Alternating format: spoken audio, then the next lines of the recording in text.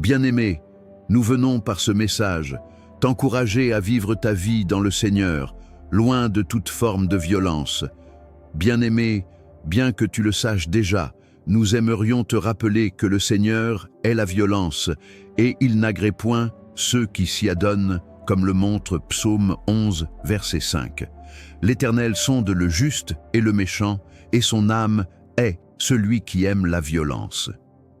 La Bible nous enseigne dans Genèse 6, les versets 11 à 13, que lorsque les êtres humains ont commencé à se multiplier sur la terre, la violence a rempli leur cœur au point où Dieu, regrettant de les avoir créés, les extermina.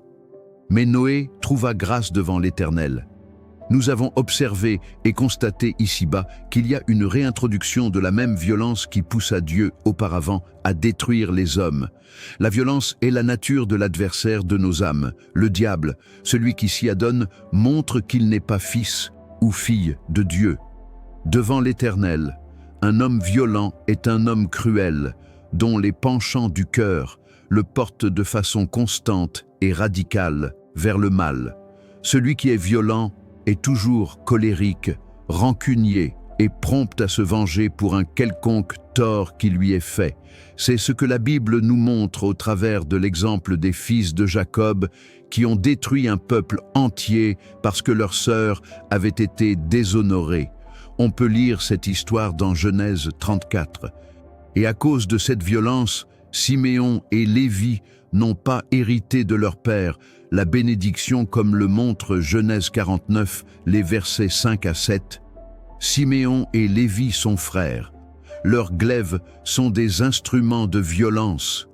Que mon âme n'entre point dans leur conciliabule, que mon esprit ne s'unisse point à leur assemblée. Car dans leur colère, ils ont tué des hommes, et dans leur méchanceté, ils ont coupé les jarrets des taureaux. Maudite soit leur colère, car elle est violente, et leur fureur, car elle est cruelle. Je les séparerai dans Jacob, et je les disperserai dans Israël. Que ton caractère ne soit jamais marqué par la violence. Amen. Si ce message t'a touché, aime, partage, abonne-toi et ne rate pas la deuxième partie.